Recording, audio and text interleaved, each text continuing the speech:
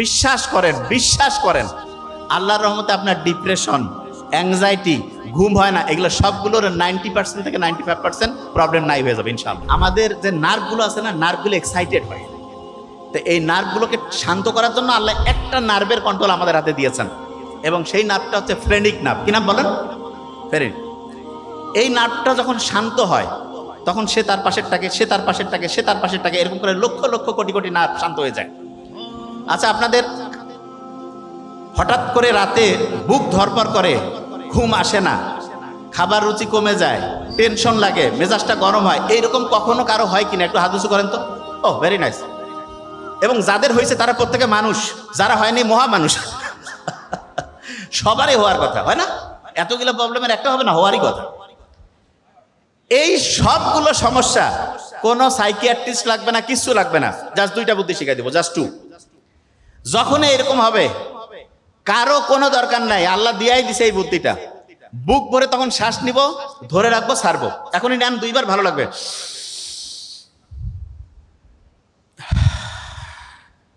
আরেকবার নিব।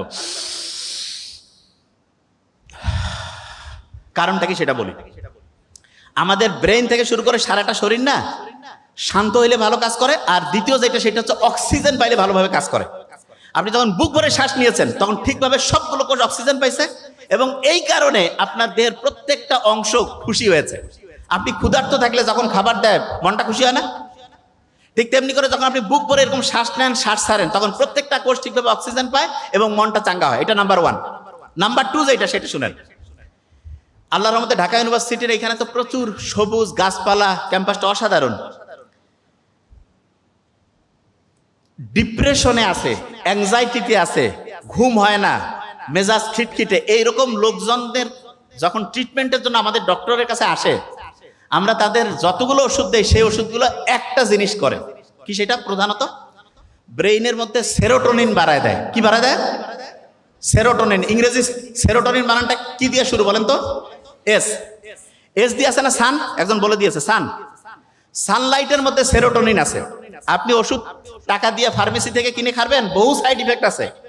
সূর্যের আলোর নিচে, গাছের নিচে যে একটু খালি পায়ে হাঁটবেন, বিশ্বাস করেন, বিশ্বাস করেন, আল্লাহর রহমতে আপনার ডিপ্রেশন, অ্যাংজাইটি, ঘুম হয় না, এগুলো সবগুলোর 90% থেকে 95% প্রবলেম নাই হয়ে যাবে ইনশাআল্লাহ। কি বুঝতেছেন? আচ্ছা, তাহলে আমি দুইটা বুদ্ধি দিয়েছি। প্রথম বুদ্ধিটা কি? বুক ভরে শ্বাস নেওয়া। দ্বিতীয় বুদ্ধিটা রোদে গিয়ে খালি পায়ে হাঁটতে হবে, ঠিক আছে? আচ্ছা, পানি খাওয়া তো আমার ওইটা মাথায় আছে, ওইটা বলছি।